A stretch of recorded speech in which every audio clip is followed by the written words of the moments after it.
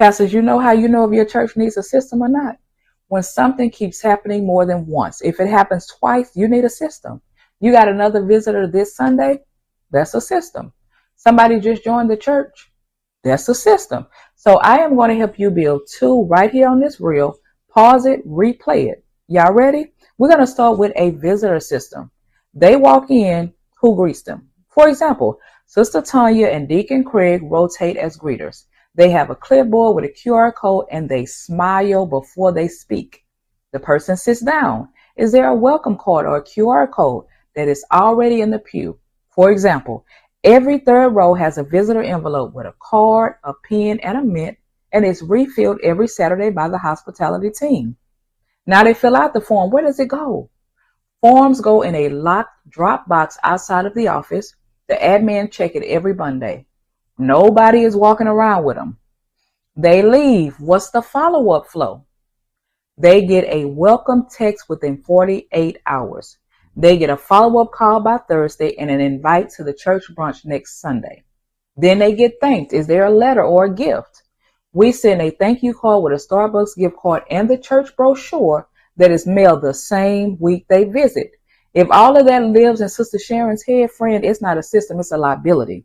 And I get folks to say all the time, where is that in the Bible? Like I'm on here making stuff up. I got a few, but let's do Noah's Ark. God did not just say, build a boat.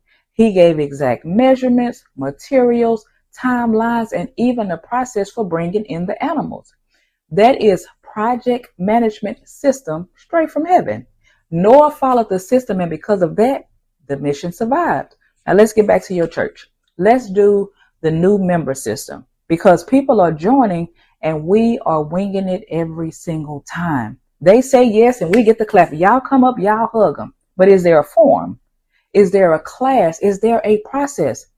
They get assigned. Who's their point person? For example, every new member gets matched with a care partner from the deacons or women's ministry for their first 90 days. Then they get taught. What do they need to know?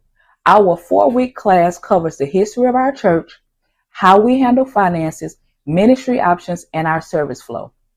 Then they get tracked. How do you know that they're still active 30 days later? For example, the admin checks who's completed orientation, who's active in ministry, and who's been missing for 2 weeks in a row.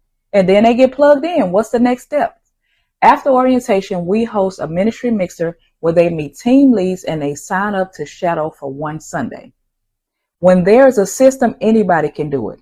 We don't have to chase Sister Linda down. We ain't got to beg Brother Tyrone, because the church does not shut down when one person is not there. And that's the problem in a lot of our Black churches. The process lives in somebody's head. And then when that person get mad because pastor said no and they leave, or they get sick, or God forbid they pass away, the whole function of the church dies right along with them. And that's why you need a system. Because if the system lives, the church does too.